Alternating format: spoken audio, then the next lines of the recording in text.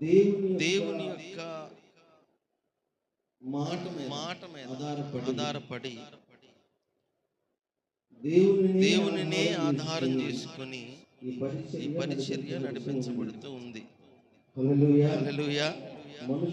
మనకు ఆధారం ఎవరు? దేవుడే ఆధారం. కాబట్టి ఈ పరిచర్యలో ఉన్న మనమందరం కూడా ఎలాంటి స్థితికి రావాలంటే ఆత్మీయంగా ఎదిగేటువంటి స్థితిలోనికి రావాలి. అమ్మా, ఎలాంటి స్థితిలోకి రావాలి? ఆత్మీయంగా ఎదిగే స్థితిలోనికి రావాలి. ఆత్మలో బలహీనమైపోతే మనమేం చేయలేం కదా. ఆత్మలో బలహీనమైతే ఏం చేయలేం. అపవాది ఊరికినే మనం ఏం చేస్తాడు? చాలా ఈజీగా పడవేస్తాడు. కాబట్టి మరలా చెప్తున్నాను, ఇది ప్రతి వారం మనం చెప్పేదే. మొట్టమొదటిది, మీ మొబైల్ ఫోన్స్ స్విచ్ ఆఫ్ చేసి పెట్టుకోండి. మీ ఫోన్లు ఖచ్చితంగా either in silent mode or switched off mode, రెండిట్లో ఏదో ఒకటి ఉండాలి. రెండవది, చిన్న బిడ్డలని అటు ఇటు తిరిగి గందరగోళం చేసేటువంటి పరిస్థితులు తీసుకురావద్దు. మూడవది, మీరు కూడా అటు ఇటు తిరగొద్దు. ఏమంటే మహా అయితే మనం ఎంతసేపు కూర్చుంటాం?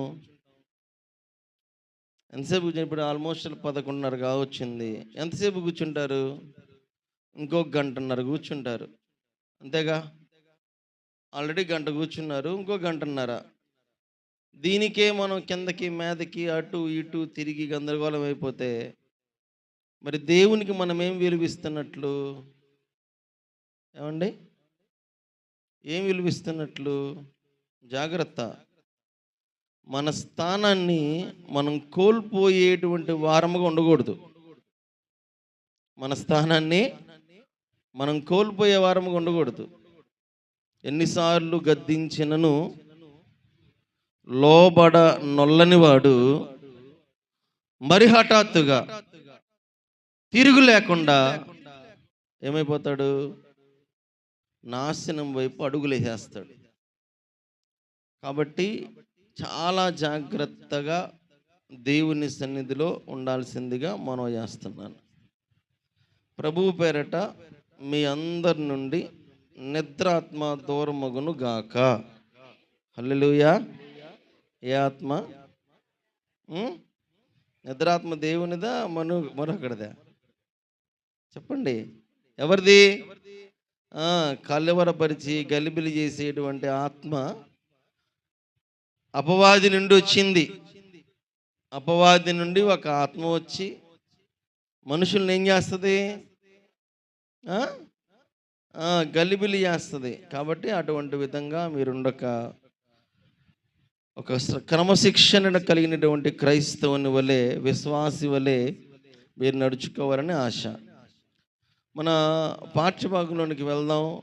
ఏదైతే మనం ధ్యానిస్తూ ఉన్నామో, గడిచినటువంటి 2 వారాలుగా ఒక శ్రేష్టమైన అంశాన్ని మనం చూడడానికి ఇష్టపడుతూ ఉన్నాం.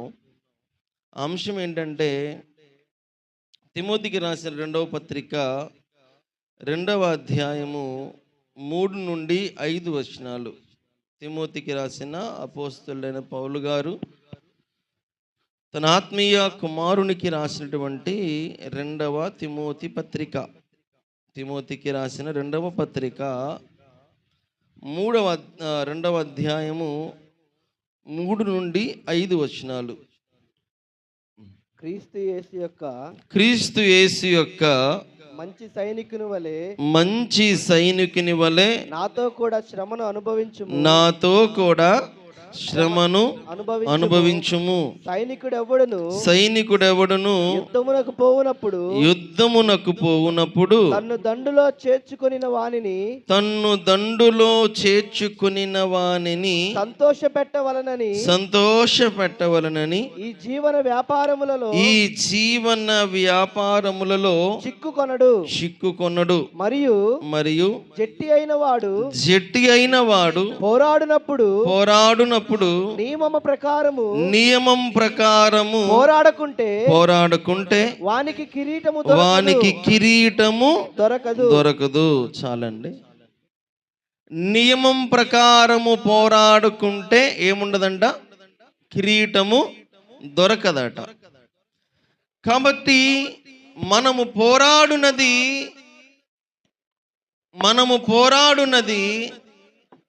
దేని కొరకు పోరాడుతున్నామంటే ఆత్మను కాపాడుకొనుట కొరకు, మహిమను చేరుకొనుట కొరకు. ఆత్మను ఏం చేయాలి? మనం కాపాడుకోవాలి. ఎందుకంటే ఈ ఆత్మ మనది కాదు, అది దేవునిది. మరి దేవుడు మనకిచ్చినటువంటి ఆత్మను మనం ఏం చేయాలి? జాగ్రత్తగా కాపాడుకొని ఈ శరీరంలో, అప్పుడు ఈ ఆత్మను ఎవరికి అప్పగించాలి? దేవునికి అప్పగించాలి. అర్థమవుతుందా? ఏం చేయాలి? ఈ శరీరంలో ఆత్మను కాపాడుకుంటూ ఈ ఆత్మను ఎవరికి అప్పగించాలి? దేవునికి అప్పగించాలి. ఇది మన బాధ్యత. ఇందుకు దేవుడు మనలను ఈ లోకంలో పుట్టించాడు. ఒక శ్రేష్టమైన ప్రణాళిక ద్వారా దేవుడు మనలను తన కొరకు ఎన్నుకున్నాడు. కాబట్టి ఆయన ప్రణాళికలో నిలిచేటువంటి వారముగా మనం ఉండాలని, అలా ఉండాలంటే ఈ లోకంలో మనకు పోరాటం తప్పదని, ఈ పోరాటం మనం జయించాలంటే మనకు సర్వాంగ కవచము అవసరమని లేఖనం మాట్లాడింది. పోరాటం జయించాలంటే మనకేం కావాలి? పోరాటం జయించాలంటే ఏం కావాలి? సర్వాంగ కవచము కావాలి. అందరు చెప్పండి, ఏం కావాలి? సర్వాంగ కవచము కావాలి. సో ఈ పోరాటం అనేటువంటిది వాక్యం అంటుంది, ఈ పోరాటం భౌతికమైనది కాదు. ఈ పోరాటం శరీరులతో కాదు. ఈ పోరాటం ఎవరితో? ఆకాశ మండలమందున్న దురాత్మల సమూహముతో. కాబట్టి నీవు పోరాడాలంటే, వాక్యం అంటుంది, నీవు పోరాడాలంటే ఖచ్చితంగా నియమం ప్రకారమే పోరాడాలి. ఏమండి? నువ్వు ఎలా పోరాడాలి? నియమం ప్రకారమే పోరాడాలి. అంటే ఒక శ్రేష్టమైన విధానంలో నువ్వు నిలిచి ఉండాలి. హల్లెలూయా. మనకి సైనికులకి ట్రైనింగ్ ఇస్తూ ఉంటారు. మన మిలిటరీ వాళ్ళు సైనికులకి ఏం చేస్తారు? ఆ ట్రైనింగ్ ఎలా ఉంటుంది? చాలా కఠినంగా ఉంటుంది. తట్టుకోలేక అక్కడి నుంచి తప్పించుకొని వచ్చే వాళ్ళు కూడా ఉంటారు. ఆ ట్రైనింగ్ తట్టుకోలేరు, మాడుస్తారు, భయంకరంగా శ్రమ పెడతారు, శారీరకంగా బలహీనత కలుగు చేస్తారు. వీటన్నిటిని ఎదుర్కొని నిలబడినటువంటి వాడే అక్కడ సైనికుడు. ఏమండి? సైనికుడు అంటే అక్కడ ఎంత పోరాటం ఉంటుందో, ఎన్ని విధాలుగా అక్కడ పరిస్థితులు ఉంటాయో ఆలోచన చేయండి. అడవులు వదిలేస్తారు, తప్పించుకొని రావాలంటారు. ఎన్నో కఠినమైన పరిస్థితులు వారికి ఎదురవుతాయి. ఈ పరిస్థితులన్నిటినీ వాడు ఎదుర్కొంటేనే తప్ప రేపటి రోజున శత్రువు ఎలాంటోడు వచ్చినా ఏం చేయగలడు? ఎదుర్కోగలడు. హల్లెలూయా. మనకి దాదాపు ఒక 2 సంవత్సరాల క్రితం అనుకుంటా, ఒక సైనికుడు ఆయన పేరు పైలట్. ఆయన పేరు ఏమైనా ఐడియా ఉందా మీకు? పాకిస్తాన్లో పడిపోయాడు. పాకిస్తాన్లో పడిపోతే ఆయన అంటే ఆ ర్యాకెట్ వెళ్ళిపోయింది, ర్యాకెట్ని కాల్చారు. కాలిస్తే అదేమైందంటే పాకిస్తాన్ బోర్డర్లో పడిపోయింది. ఇండియా బోర్డర్కి అతను రావాలంటే చాలా టైం పట్టింది, నడుచుకుంటూ రావాలంటే అవదు. అందువలన అతడు అక్కడ పడిపోతే అక్కడ ఉన్నటువంటి పాకిస్తానీయులు కొంతమంది అతన్ని పట్టుకొని పాకిస్తాన్ సైనికులకు అప్పగించారు. అప్పగిస్తే చాలా జాగ్రత్తగా గమనించండి, వారు పెట్టేటువంటి టార్చర్ మొత్తాన్ని ఇతడు భరించాలి. వాడు ఏ టార్చర్ పెడతాడో ముందు చెప్తాడా? ఎలా కొడతాడో ముందు చెప్తాడా? ఏం చేస్తాడో ముందు చెప్తాడా? చెప్పడు. కానీ ఇండియన్ మిలిటరీ ఏం చేసిందంటే అతనికి అలాంటి పరిస్థితుల్లో ఎలా ఉండాలో ముందే ట్రైనింగ్ ఇచ్చింది. హల్లెలూయా. ఏంటిదండి? ఆ ట్రైనింగ్ ఇచ్చింది. ఆ ట్రైనింగ్ ఇవ్వడం వలన ఈ వ్యక్తి పాకిస్తాన్ కాదు, ఇంకో దేశంలో లేకపోతే మనుషులు ఎవరు సంచరించిన ప్రదేశంలో పడినప్పటికీ కూడా సర్వైవ్ అవ్వడానికి అతని దగ్గర ధైర్యం ఉంటుంది. ఎందుకంటే ఈ పరిస్థితులన్నీ ముందే చూశాడు కనుక, ఈ పరిస్థితులన్నీ ముందే ఎదుర్కొన్నాడు కనుక ఇతనికి ఏముంటది? ధైర్యం ఉంటుంది, తప్పించుకొని రాగలడు. కాబట్టి అఫ్ కోర్స్ ఆ తర్వాత ఆయన్ని ఇండియన్ మిలిటరీ వాళ్ళు అడిగారు, అతను మళ్ళీ అప్పగించేశారు, అంతా జరిగిపోయింది అనుకోండి.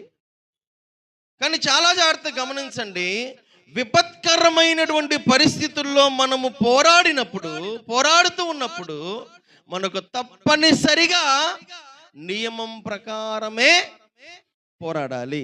అమ్మా, ఎలా పోరాడాలి? ఆ నియమాన్ని చెప్తారు. ఇదిగో ఇలా ఉండాలి, ఇలా ఉంటే నువ్వు అక్కడ పరిస్థితులను ఎదుర్కోగలవు. ముందుగానే ట్రైనింగ్. కాబట్టి దేవుడంట మనకేం కావాలో ముందుగానే సిద్ధపరిచాడంట. హల్లెలూయా.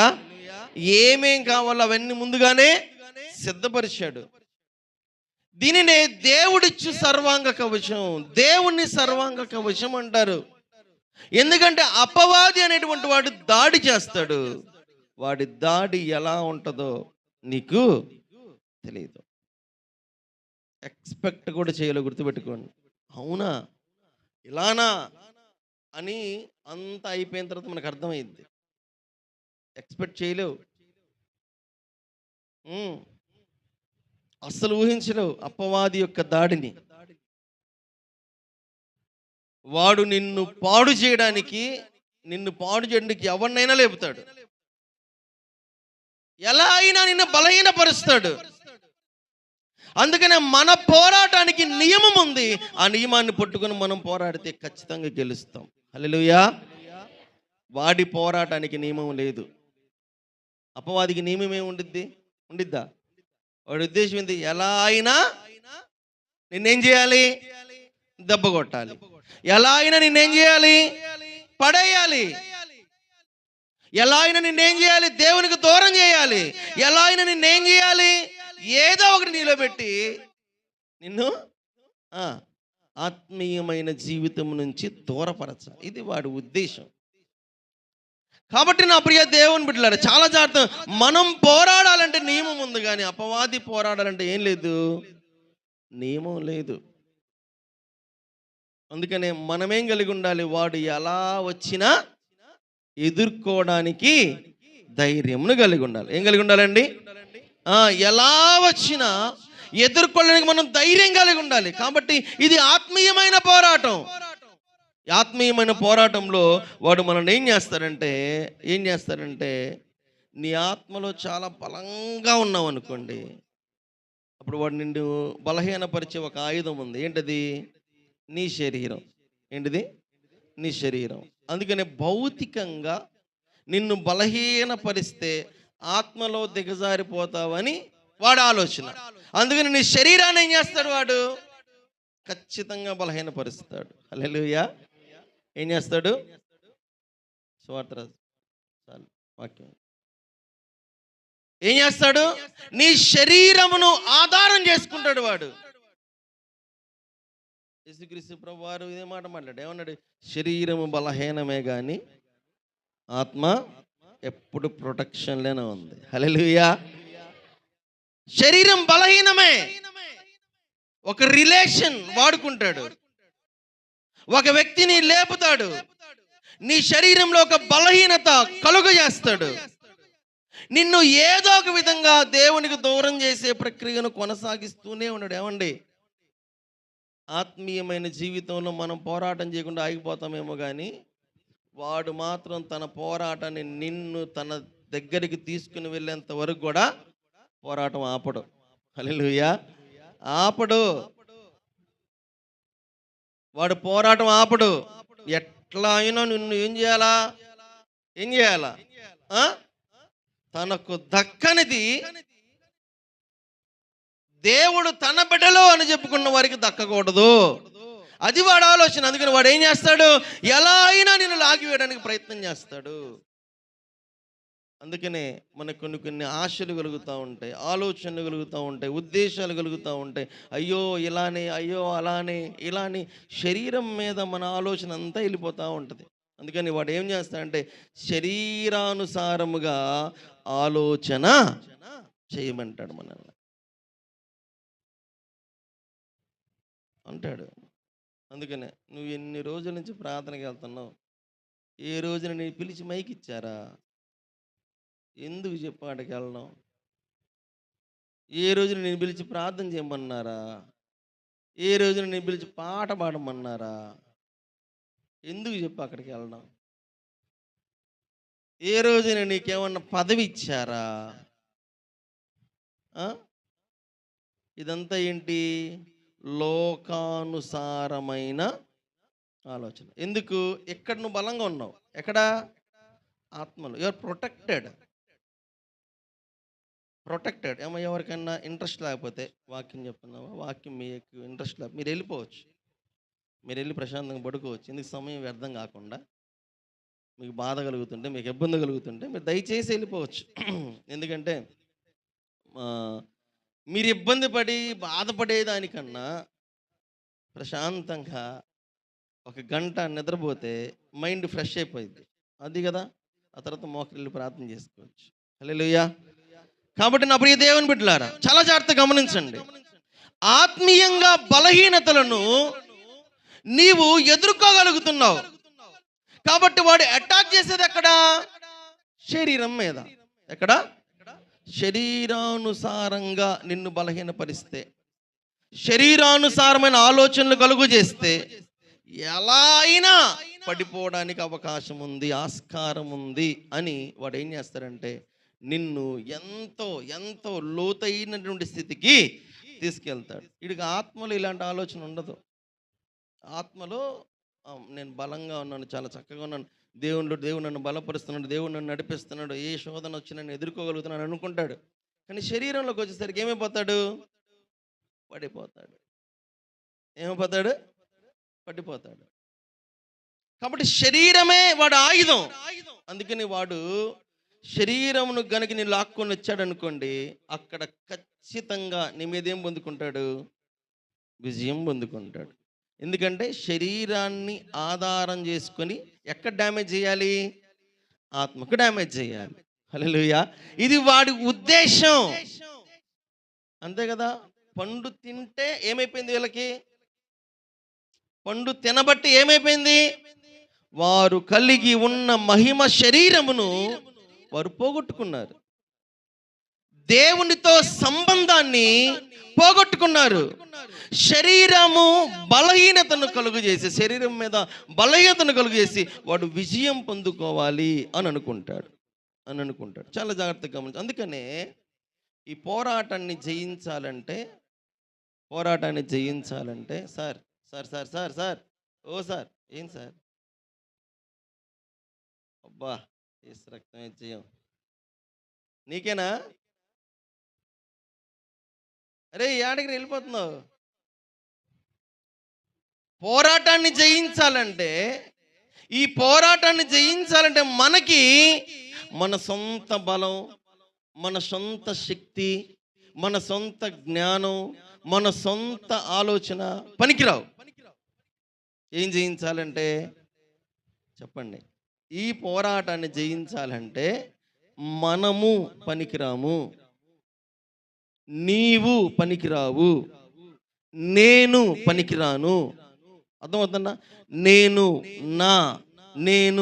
నా పనికిరాదు. పోరాటం జయించాలంటే మరేం కావాలండి? ఈ పోరాటంను జయించాలంటే నా వరకు నేను ఆలోచన చేస్తే పౌలు గారు ఏమంటారంటే, ఒకసారి చూడండి, పౌలు గారు ఏమంటారంటే రోమిలికి రాసిన పత్రిక 7వ అధ్యాయంలో ఆయన ఒక క్లారిఫికేషన్ ఇచ్చాడు. ఏమంటాడంటే 7వ అధ్యాయము 18వ వచనంలో ఆ క్లారిఫికేషన్ ఉంటుంది. నేను ఎందుకు పనికిరాదంటే పౌలు గారు అంటారు, నా యందు అనగా నా శరీరమందు మంచిది ఏది నివసింపదని నేనెరుగుదును. మేలైనది చేయవలనన్న కోరిక నాకు కలుగుచున్నది గాని దాన్ని చేయుటకు నాకు కలుగుటలేదు. ఒక్క నిమిషం ఆలోచన చేయండి నా ప్రియ దేవుని బిడ్డలారా, చాలా జాగ్రత్తగా గమనించండి. పైకి చూడండి చాలు. ఎంతసేపు రాస్తారు రెఫరెన్స్? రోమా 7:18 ఎంతసేపు రాస్తారు చెప్పండి. ఇంటికి వెళ్ళాక కూడా వాక్యం వినొచ్చు. యూట్యూబ్లో లైవ్ అలానే ఉంటుంది, దాన్ని కట్ చేయట్లేదు, డిలీట్ కూడా చేయట్లేదు. అర్థమవుతుందా? యూట్యూబ్లో లైవ్ అలానే ఉంటుంది, మీరు వినొచ్చు.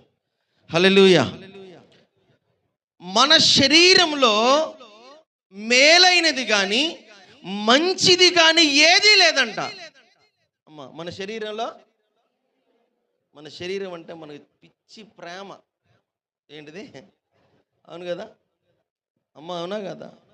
నొప్పి వచ్చినా, బాధ వచ్చినా, ఇబ్బంది వచ్చినా, కళ్ళు తిరిగినా, తలనొప్పి వచ్చినా, ఏమొచ్చినా శరీరానికి ఏమి ఇచ్చేస్తాం మనం? వెంటనే యాంటీబయాటిక్స్ ఇచ్చేస్తాం. శరీరమా బాగుండు, సౌఖ్యంగా ఉండు, సంతుష్టిగా ఉండు, బాధపడమాకు. ఆత్మ ఎంత బలహీనపడిపోతుంది ఎవరికి తెలియదు. మరి చాలా జాగ్రత్త గమనించండి నా ప్రియ దేవుని. మన శరీరం అంటే మనకి చాలా ప్రేమ. అయితే వాక్యం అంటుంది అదే శరీరంలో మంచిది ఏదీ లేదంట. శరీరం ఏం లేదంట. అందుకని నేను ఏమైనా అనుకుంటే ఆత్మీయంగా అది చేయలేకపోతున్నా, నేను నిలబడలేకపోతున్నా, నేను పడిపోతున్నా. కాబట్టి నాకేం కావాలంటే నాలో నుండి నేను సహాయాన్ని ఎప్పటికీ కోరుకోలేను. మరి నాకేం కావాలి? బయట నుండి సహాయం కావాలి. ఎవరి సహాయం కావాలి? ఆత్మీయమైన సహాయం కావాలి. ఎలా కావాలి? ఎవరి ద్వారా ఆ సహాయం కలుగుతుంది అని అంటే పరిశుద్ధాత్మని ద్వారా ఆ సహాయం మనకు కలుగుతుంది. అందువలన మనం ఎవరి దగ్గర సహాయం అడగాలి? చెప్పండి, ఎవరి దగ్గర అడగాలి? పరిశుద్ధాత్మని, ఆత్మదేవుని సహాయాన్ని మనం తీసుకోవాలి. ఎందుకంటే మన శరీరంలో మంచిది ఏది లేదు. మరి ఎక్కడి నుంచి ఆ మంచిది కలిగిద్ది? పరిశుద్ధాత్మ దేవుణ్ణి మనం అంగీకరించి ఆయన మనలోనికి కనుక తీసుకుని వెళ్ళగలిగితే అప్పుడు శ్రేష్టమైనటువంటి కవచం అనేటువంటి దాన్ని మనం ఏర్పాటు చేసుకోవచ్చు. ఈ కవచం ఒకదానికి కాదంట, అంతటికి ఉండాలంట. అమ్మా, అందుకనే వాక్యం ఏమన్నది? ఈ కవచం ఏంటిది? సర్వాంగ కవచము. హల్లెలూయా. ఆర్మర్ ఆఫ్ గాడ్ అంటారు. ఏంటిది? ఇది ఆర్మర్ ఆఫ్ గాడ్. ఆత్మీయమైన యుద్ధం చేయాలంటే ఆత్మ సంబంధమైన ఆయుధాలే కావాలి. హల్లెలూయా. అర్థమవుతుందా? ఏంటి? ఆత్మీయ యుద్ధం చేయాలంటే ఏం కావాలి? ఆత్మ సంబంధమైన ఆయుధాలే కావాలి. కాబట్టి ఈ ఆత్మీయమైన పోరాటాన్ని మనం జయించాలంటే అది నీ శరీరం మీద కూడా ఎఫెక్ట్ చూపించకుండా ఉండాలి అని అంటే ఖచ్చితంగా దేవుని యొక్క సహాయం కావాలి. ఆయన నిన్ను అర్థం చేసుకునేటువంటి వాడు, నిన్ను బలపరిచేటువంటి వాడు, నిన్ను నిలబెట్టేటువంటి వాడు, నీ స్థితి తెలిసినటువంటి వాడు. చిన్న ఎగ్జాంపుల్ అండి. దావీదు ఉరియా అనేటువంటి వ్యక్తిని చంపడానికి ప్లాన్ చేస్తాడు. ఎవరిని? ఊరియా అనేటువంటి వ్యక్తిని చంపడానికి ప్లాన్ చేస్తే ఊరియా ఎలాంటి వాడు అంటే బలహీనమైనటువంటి సైనికుడు. ఈయన ఎక్కడ యుద్ధం చేసేటువంటి వాడంటే ముందు బలవంతులు ఉంటారు, ఆ తర్వాత ఇంకొంచెం బలవంతులు, ఆ తర్వాత ఇంకొంచెం బలవంతులు, ఆ తర్వాత బలహీనులు ఉంటారు. వాళ్ళందరినీ దాటుకుంటే తప్ప ఊరియా దగ్గరికి రాలేరు ఎవరు యుద్ధంలో. ఎందుకని నేను బలహీనుడు. అయితే ఈయన తీసుకెళ్ళి ఏం చేశాడు? చంపడానికి ఆలోచన చేసి యుద్ధములో ముందు వరుసలో నిలబెట్టారు. ఎక్కడ? ముందు వరుసలో. అలా నిలబెట్టగానే ఉరియా ఆ పోరాటాన్ని ఎదుర్కోలేకపోయాడు. బలహీనుడుగా ఉన్నాడు గనుక. అందువలన ఏమైపోయాడు? చనిపోయాడు. చాలా జాగ్రత్త గమనించాలి.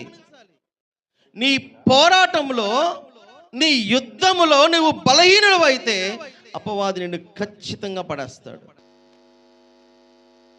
అందుకనే ఈ పోరాటంలో మనం ఏం ధరించాలంటే సర్వాంగ కవచము ధరించాలి. రెండవది నిన్ను ప్రతి విషయంలో బలపరిచి నిలబెట్టేటువంటి వాడే కావాలి. ఆయన ఎవరో కాదు, పరిశుద్ధాత్మ దేవుడు. హల్లెలూయా. He knows you. నీవు తెలుసు ఆయనకి, నీ ఆత్మీయమైన స్థితి తెలుసు ఆయనకి. నువ్వు ఎంత బలహీనులవో, ఎంత బలహీనురాలవో ఆయనకు తెలుసు. ఎక్కడ లోపం ఉందో, ఏ లోపంలో నీవు ఉన్నావో ఆయనకు తెలుసు. కానీ మనం ఏం చేస్తామంటే నాకు నేనే అని మనకు మనమే అని చెప్పుకుంటా ఉంటాం. యుద్ధాన్ని గెలవాలంటే ఖచ్చితంగా ఏముండాలి? నీకు ఆత్మ దేవుని సహాయము కావాల్సిందే. ఉరియా అక్కడ చంపబడకూడదు, యూరియా బలహీనుడు కాబట్టి అక్కడొద్దు, వెనక పెట్టాలి అని అనుకున్నాడు దావీదు. చంపాలి కనుక ఆడబెట్టాడు, ముందు పెట్టేశాడు. యూరియాకి ఆ యుద్ధం తెలుసా? తెలియదు. ఆ పోరాటం తెలుసా? తెలియదు. శత్రువు ఎంత బలవంతుడో తెలుసా? తెలియదు. అందువలన ఊరికినే ఏమైపోయాడు? చనిపోయాడు. ఆత్మీయంగా మనము కూడా బలహీనులమైతే చనిపోతాం. అందుకని మనకి ఎవరు ఉండాలి? ప్రొటెక్షన్ చెప్పండి. ఎవరుండాలి? ఎవరుండాలంటే మనలో పరిశుద్ధాత్మ దేవుడు ఉండాలి. ఆయన నీలో ఉన్న ఆత్మీయమైన ఆయుధాలను సిద్ధపరిచి నిలబెట్టాలి. అప్పుడు పోరాటం ఎదుర్కోవచ్చు. నా ప్రియ దేవుని బిడ్డలారా, చాలా జాగ్రత్తగా గమనించండి. పౌలు గారు అంటారు, కొరింథీయులకు రాసిన మొదటి పత్రికలో ఒకసారి చూడండి. మొదటి పత్రిక 10వ అధ్యాయం తీస్తారా? మొదటి కొరింథీ 10వ అధ్యాయము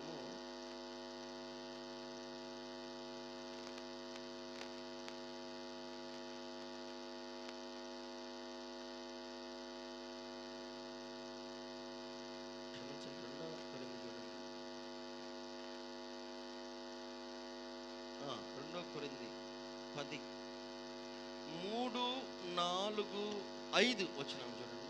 మేము శరీరదారులమై నడుచుకొనుచున్నాను, శరీర ప్రకారము యుద్ధము చేయము.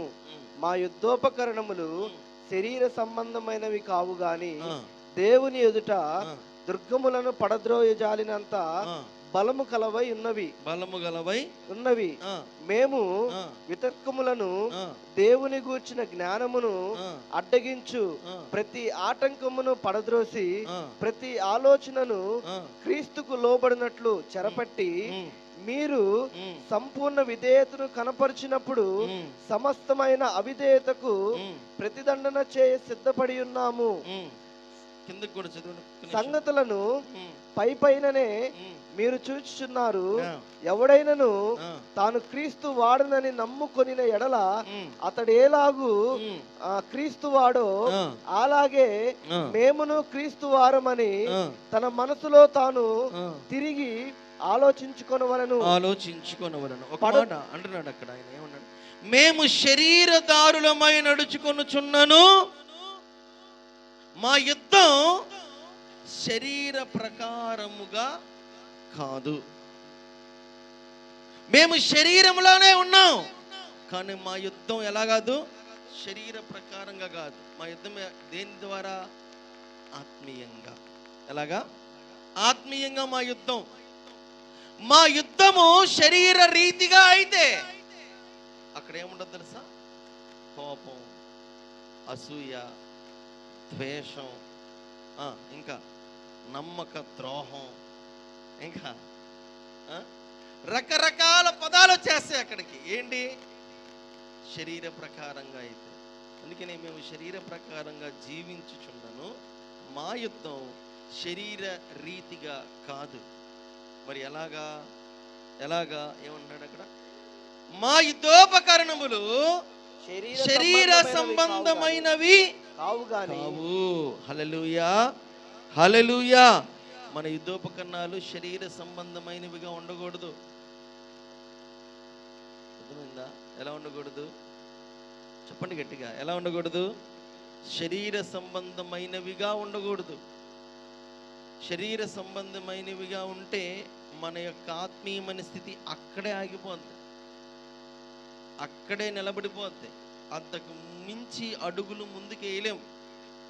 మరి ఎలా ఉండాలి మన ఆత్మీయమైన? మా యుద్ధోపకరణములు శరీర సంబంధమైనవి కావు గాని దేవుని ఎదుట దుర్గములను పడద్రోయ జాలినంత బలము గలవి. హల్లెలూయా, హల్లెలూయా, హల్లెలూయా.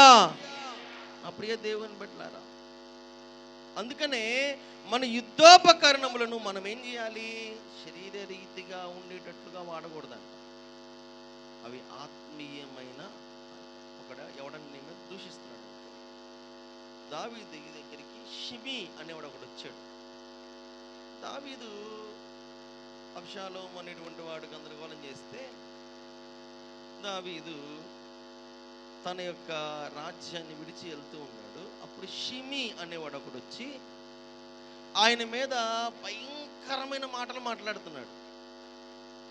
ఎలాంటి మాటలు అంటే ఈ మాటలు కాదు. ఇలా మాట్లాడుతుంటే దావీదు పక్కలన కొంతమంది ఉన్నారు సైనికులు.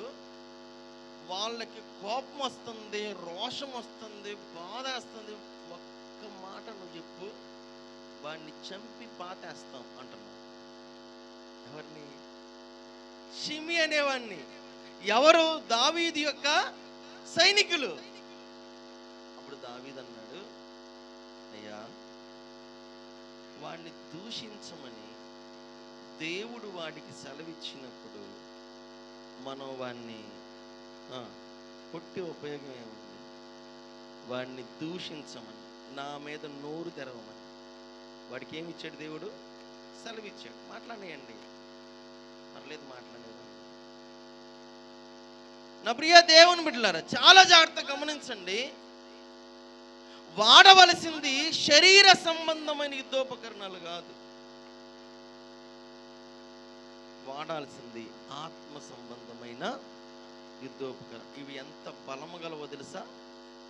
దేవుని ఎదుటంట దుర్గములను పడద్రోయ జాలినంత గొప్పవంట.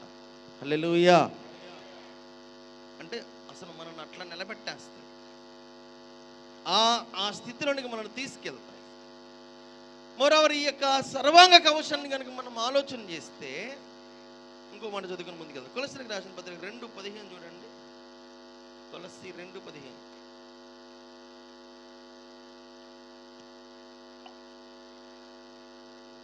మరియు అపరాధము వలనను శరీరమందు సున్నతి పొందక ఉండుట వలనను మీరు మృతులయ్యుండగా దేవుడు వ్రాతరూపకమైన ఆజ్ఞల వలన మన మీద రుణముగాను మనకు విరోధముగాను ఉండిన. రెండో భాగం చదివే చాలు. రెండో భాగం చదివి అంటే అక్కడ సెమికోలన్ చూడండి.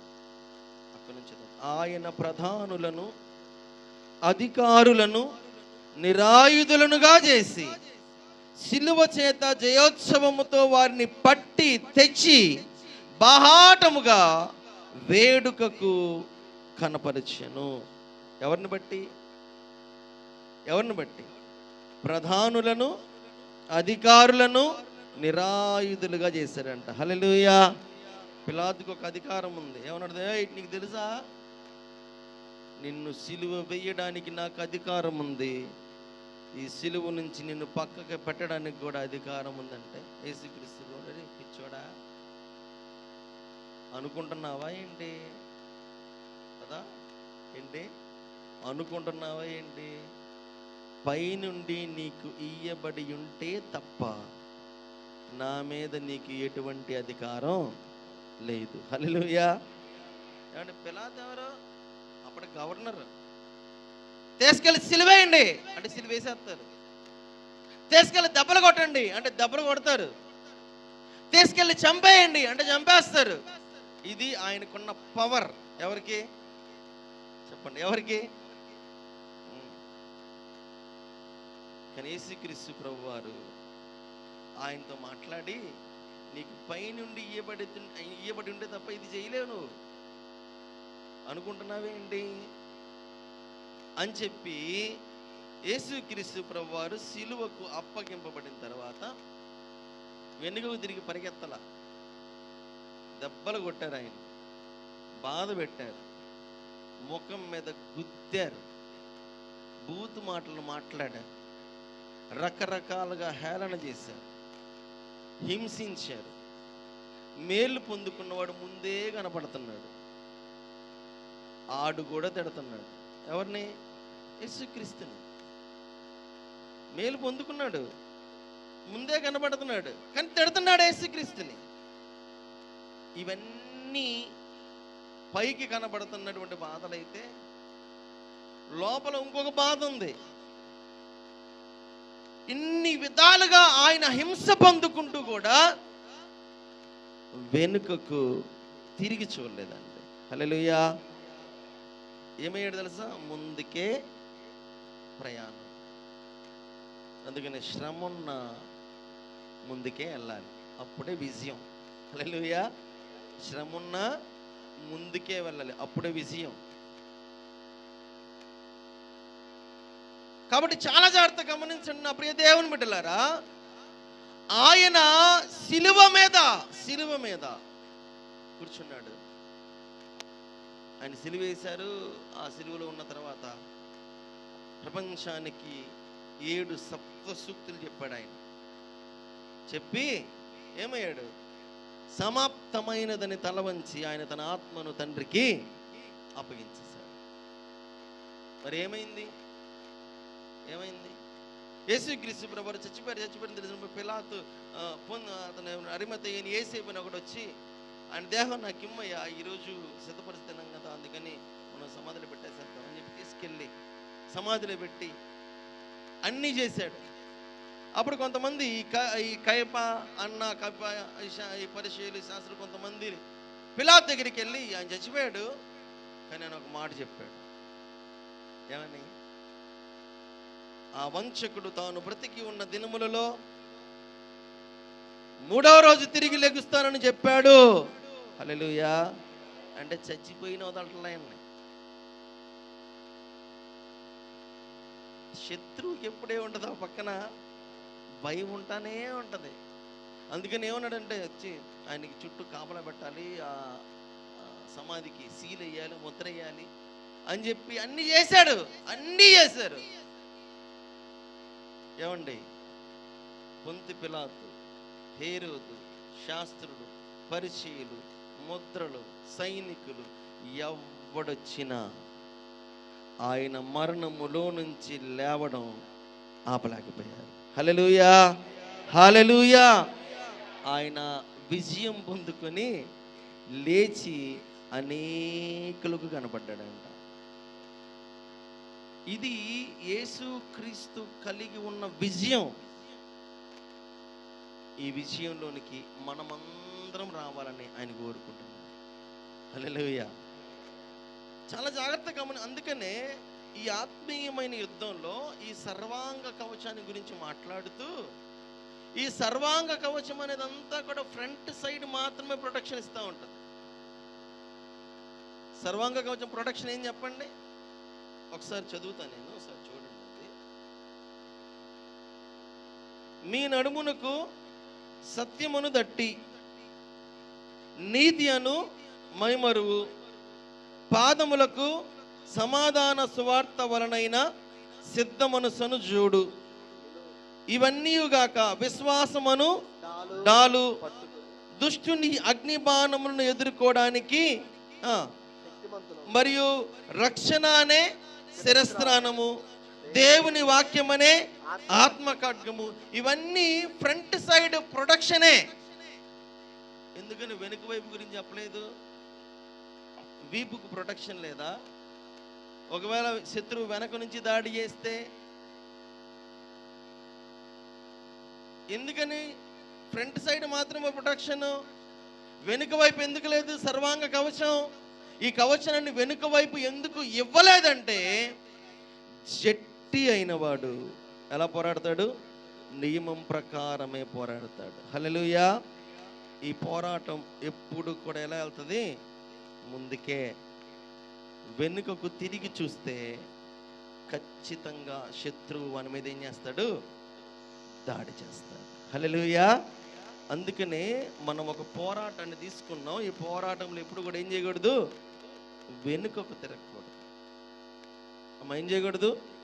అందుకని ఈ సర్వాంగ కవచమును ధరించిన ప్రతివాడు ఆయన ఏమంటాడంటే, నాగటి మీద చెయ్యి వేసి వెనుకకు తిరిగి చూడకూడదు,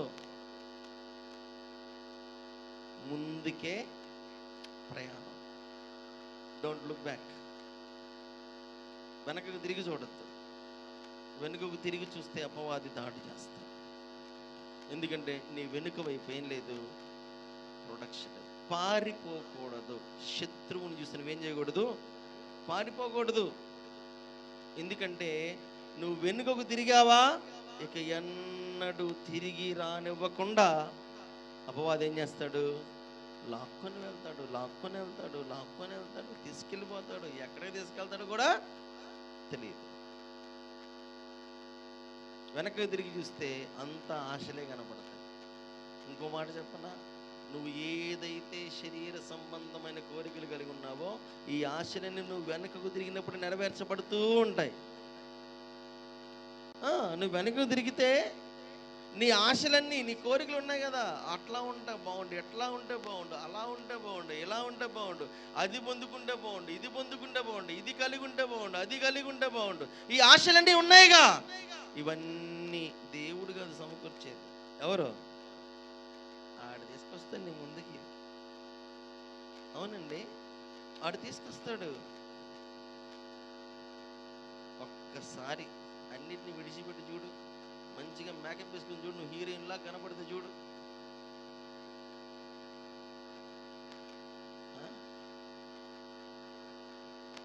ఆల్రెడీ నువ్వు హీరోయిన్ దేవుడి దృష్టిలో. హల్లెలూయా. కానీ మనం ఏం కావాలో వాడు చెప్పాడు. ఎవరు? వాడు చెప్పాడు. ఒకసారి ఏం చేయాలి? ఆ రకంగా రెడీ అయితే, ఆ రకంగా సిద్ధపడితే, ఆ రకంగా బాగుంటే, ఆ రకంగా ఉంటే దేవుడి ఇష్టం లేదు. ఇక్కడ అంతా ఎవరిష్టం? ఎవరిష్టం? నా శరీరం ఇష్టం. ఎవరిష్టం చెప్పండి? ఎప్పుడైనా అద్దం ముందు నిలబడి అబ్బా అంత బాగున్నావురా అనుకున్నారా? అంత బాగున్నావు, బా సూపర్ నువ్వు అనుకున్నారా? అనుకోలేదు. తిట్టుకుంటా ఉంటారు అద్దం ముందు నిలబడి, ఏంద్రా నువ్వు, ఏంద్రా ఎట్లా అన్నావు అని అనుకున్నారా? నా ప్రియ దేవుని బిడ్డలారా, అపవాది అటాక్డ్ నిన్ను ఎలా అటాక్ చేస్తాడంటే, వెనుకకు తిరిగి రానివ్వని రీతిగా అటాక్ చేస్తాడు. తిరగలేవు దేవుని వైపు, అసలు తిరగలేవు. అందువలన సర్వాంగ కవచం అనేది ఎలా ఉంటుంది? ముందుకే. అందుకే మన ప్రయాణం అంతా ఎటు ఉండాలి? ముందుకే. హల్లెలూయా, హల్లెలూయా. ఇంకో మాట అంటాడు, ఎఫెసీయులకు రాసిన పత్రిక 6వ అధ్యాయము 13వ వచనంలో ఒక మాట ఉంటుంది చూడండి. 6:13లో, అందుచేత ఏ దినమందు? ఆపద్దినమందు వారిని ఎదిరించుటకు సమస్తము నెరవేర్చిన వారై నిలువబడుటకు శక్తిమంతులగునట్లు దేవుడిచ్చు సర్వాంగ కవచమును ధరించుకోండి. హల్లెలూయా. ఏం ధరించాలి? ఏ సమయంలో అంట? అమ్మ చెప్పండి, ఏ సమయంలో? ఆపద్దినమందు. ఎప్పుడు? మనం ఈ ఆపద్దినం అంటే ఏమనుకుంటారు మీరు? ఈ ఆపద్దినం అంటే ఏంటి చెప్పండి? ఒకటి. ఇంకా ఆపద్దినమందు అన్నాడు కదా. ఏంటిది ఇది?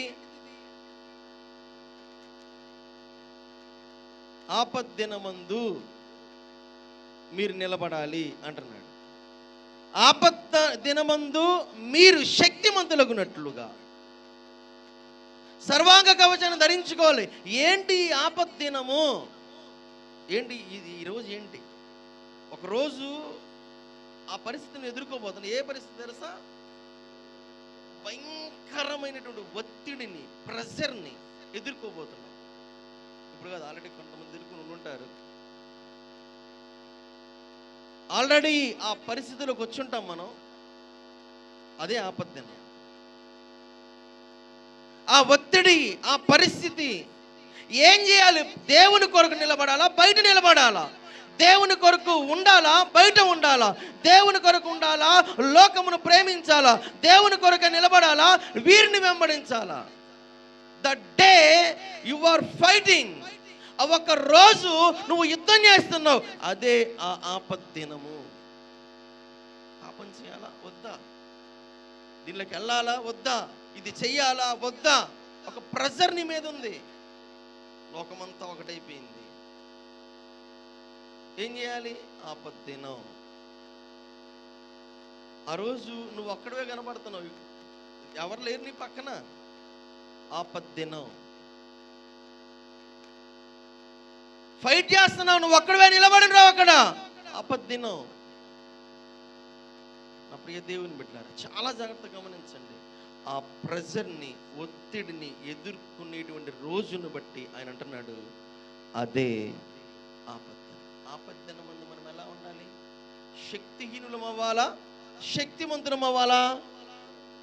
చెప్పండి అమ్మా, ఏమనాలి? శక్తిమంతులుగా ఉండడానికి. పాపం చేయొచ్చా? ఏం కాదులే, ఓడిపోయా. ఇది చేయొచ్చా?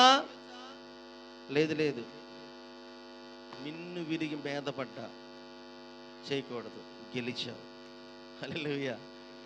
అర్థమవుతుందండి? ఇది చెయ్యొచ్చా? కాంప్రమైజేషన్. కాంప్రమైజ్ అయిపోతున్నాం మనం చాలా విషయాలు. లోకంతో కాంప్రమైజేషన్, స్నేహితులతో, ఫ్రెండ్స్తో. ఏం కాదులే, ఏమైద్ది, ఏమైనా అయితే ఏంటి? జాగ్రత్త. ఆపద్దినమందు నువ్వు పడిపోయేవాడిగా దేవుడు నేను ఎన్నుకోలేదు. హల్లెలూయా. శక్తిమంతులగునట్లుగా నేను నిలబెట్టడానికి ఆయన ఇష్టపడుతున్నాను. పడిపోతే ఎలా? పడిపోవడానికి దేవుడు నేను ఎన్నుకుంది. పడిపోవడానికి దేవుడిని ఒక బాధ్యతనిచ్చింది.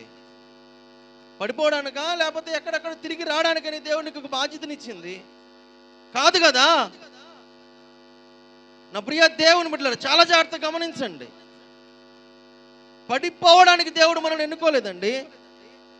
శక్తిమంతులగునట్లుగా నేను, ఆ ఆపత్తును ఒక రోజు రాబోతుంది, అది అంత ప్రెషర్ అంటే దాన్ని మనం తట్టుకోలేము. శరీర రీతిగా నువ్వు ఆలోచన చేస్తే నువ్వు తట్టుకోలేవు ఎప్పటికి కూడా దాన్ని. దేవుని కొరకు నిలబడి చూడండి, తీసుకెళ్ళి ఎక్కడో కూర్చోబెడతాడు దేవుడు. దేవుని కొరకు నిలబడాలి. ఇది మన జీవితంలో దేవుడు కోరుకుంటున్నాడు.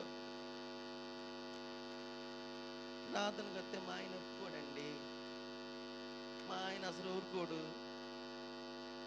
మా అమ్మ ఊరుకోదు, మా అక్క ఊరుకోదు, మా చెల్లి ఊరుకోదు, మా అన్నదమ్ముడు ఊరుకోడు, లేకపోతే మా ఆవిడ ఊరుకోదు. ప్రార్థనకు వస్తే ఈ కాకమ్మ కబుర్లు చెప్పడానికి కాదు దేవుడు నేను ఎన్నుకోను.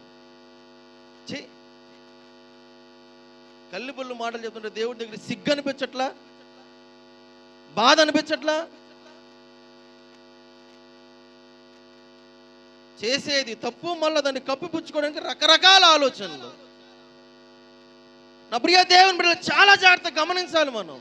ఆపద్దినము నీ మీదకు ఎక్కడ రానటువంటి ప్రెషర్ వస్తుంది. దాన్ని ఎదుర్కోవడానికి ఆత్మీయంగా నీవేం ధరించి ఉండాలంట? సర్వాంగ కవచమును ధరించి ఉండాలంట. అది ధరిస్తే మనము శక్తివంతులం అవుతాం. హల్లెలూయా. అది ధరించకపోతే శక్తిహీనులమైపోతాం. You can't do anything. ఏం చేయలేం మనం. ఏం చేస్తామండి, పరిస్థితులు అట్లా వచ్చాయి. ఏం చేస్తాం?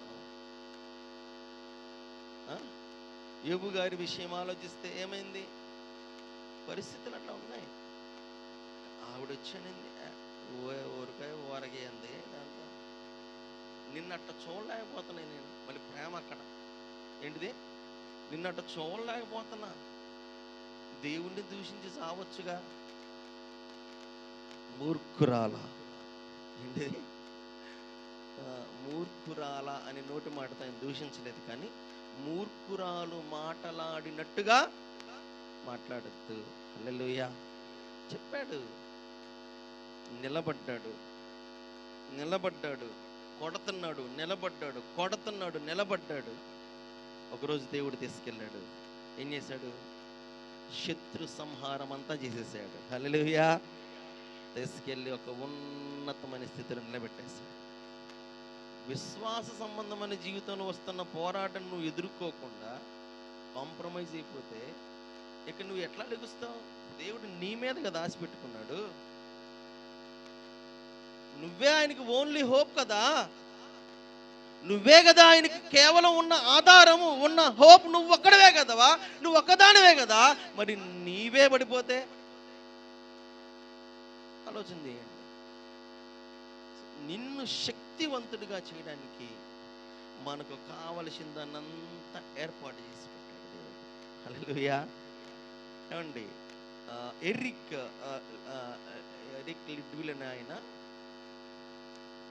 ఆయన 1914 ఆ సంవత్సరంలో అనుకుంటా, నాకు తెలియదు పూర్తిగా ఇయర్, నాకు తెలియదు. ఆయన ఒక దేశం నుంచి అంబాసిడర్గా ప్రపంచ ప్రఖ్యాతిగాంచినటువంటి ఒలింపిక్స్ గేమ్స్కి అటెండ్ అయ్యాడు. ఆయన దేనికి అటెండ్ అంటే రన్నింగ్ రేస్ కొరకు ఆయన అటెండ్ అయ్యాడు. ఆయన అటెండ్ అయినప్పుడు ఆయనకు ఒక షెడ్యూల్ వేశారు. లిరిక్ ఎడ్విల్ అనుకుంటా, లిరిక్ ఎడ్వర్డ్, నాకు సరిగ్గా పేరు సరిగ్గా ఆయనకు ఒక షెడ్యూల్ వేశారు. ఆ షెడ్యూల్లో ఏం జరిగిందంటే,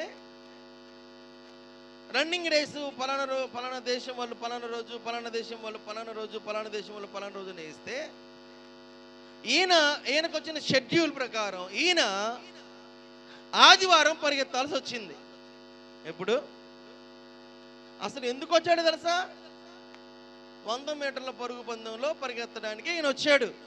ఈయన ట్రైనింగ్ కూడా తీసుకుంది దేంట్లో? 100 మీటర్లు పరిగెత్తడానికే. ఇది పరిగెత్తడానికి ఆయన ట్రైనింగ్ తీసుకున్నాడు. ఆ ట్రైనింగ్ తీసుకొని అక్కడికి వచ్చాడు ఒక దేశం తరపున. వచ్చినప్పుడు ఆయనకు ఒక షెడ్యూల్ వేశారు. ఆ షెడ్యూల్ ఆయన పేరు ఆదివారం వచ్చింది. ఇప్పుడు ఆయన ఏం చేయాలి? నేను వచ్చింది నా దేశం పక్షాన, నేను వచ్చింది కొంతమంది అధికారులు నన్ను పంపిస్తే, నేను వచ్చింది దేని కొరకో కాదు, మా దేశం పతాకం సంపాదించడానికి అని ఆయన కాంప్రమైజ్ కనుక అయిపోయినట్టయితే ఈరోజు మనం చెప్పుకునే వాళ్ళం కాదు. ఆయన కాంప్రమైజ్ అవ్వలేదు. ఆదివారం నేను పోటీలో పాల్గొన్నాను. ఒకవేళ నేను పాల్గొన్నా నా దేవుడు దాన్ని నచ్చడు, నేను పాల్గొన్ను అని చెప్పి ఆ రోజు అన్నింటిని ముగించేసి నేను రానని చెప్పి వెళ్ళి చర్చికి వెళ్ళిపోయాడు. సాయంకాలం ఒలింపిక్స్ అంటే 1 రోజు 2 రోజులు జరగవుగా, చాలా రోజులు జరుగుతాయి. ఇదివరకు ఇప్పుడంటే 15 రోజులు 20 రోజులు అయిపోతుంది, కానీ ఇదివరకు ఇది 3 నెలలు అలా జరిగాయి అన్నమాట. తర్వాత కొన్ని రోజులకి వాళ్ళ దేశం నుంచి కొంతమంది అధికారులు వచ్చారు. వాళ్ళు ఏమన్నారు తెలుసా? ఏమయ్యా, ఏం చేస్తున్నా? తినడం, తాగడం, పడుకోవడం, ఇదేనా నీ పని? ఎందుకు వచ్చావు ఇక్కడికి? 100 మీటర్ల పరుగు పందెంలో పాల్గొనడానికి కదా నువ్వు వచ్చింది, మరి నువ్వు ఇలా చేస్తే ఎలాగా అని అంటే, ఆ రోజు మీరు చెప్పినా ఎవరు చెప్పినా నేను మాత్రం ఎవరికి విలువనిస్తా అన్నాడు? దేవునికి విలువ. ప్రజలండి, ఒక దేశం తరపున ఆయన వచ్చాడు. ఆ దేశంలో ఎంతమంది ఉంటారు? చాలామంది ఉండొచ్చు. వాళ్ళందరికీ హోప్ ఎవరు? ఇతనే. మరి ఇతని ఆ పోటీలో పాల్గొంటే ఏం చేశాడు? దేవుని మందిరానికి వెళ్ళిపోతాను. తర్వాత ఒక రోజు వచ్చింది. ఆ రోజు పోటీలో పాల్గొనాల్సినటువంటి వ్యక్తులు 400 మీటర్ల పందెంలో పాల్గొన్నారు. ఆ దేశాన్ని తరపున 400 మీటర్ల పరుగు పందెంలో పాల్గొనడానికి వచ్చినటువంటి వ్యక్తికి సడన్గా జబ్బు చేసింది. అతను పరిగెత్తలేడు. అందువలన అధికారులు వచ్చి ఈయన దగ్గర అడిగారు, అయ్యా నువ్వు 100 మీటర్ల పరుగు దాంట్లో పాల్గొనలేదు కదా, దీనిలో 400 మీటర్ల దాంట్లో పాల్గొంటావా? ఇదిగో పలానా వాడికి జబ్బు చేసింది, నేను ప్రాక్టీస్ తీసుకోలేదండి, నేను చేయలేనేమో కదా, నీ ఇష్టం, పాల్గొనే పని అయితే పాల్గొను అని చెప్పాను. ఆ రోజు రాత్రి దేవుని దగ్గర మొరపెట్టుకున్నాను, ప్రభువా అటెండ్ కానా, ప్రభువా దీన్ని అటెండ్ అయ్యేదా అడిగి తర్వాత రోజు పేరు ఇచ్చాడు. 400 మీటర్ల పరుగు పందెం ప్రాక్టీస్ చేయలేదు, అతని దగ్గర అంత సామర్థ్యం లేదు, అంత బలం కూడా లేదు.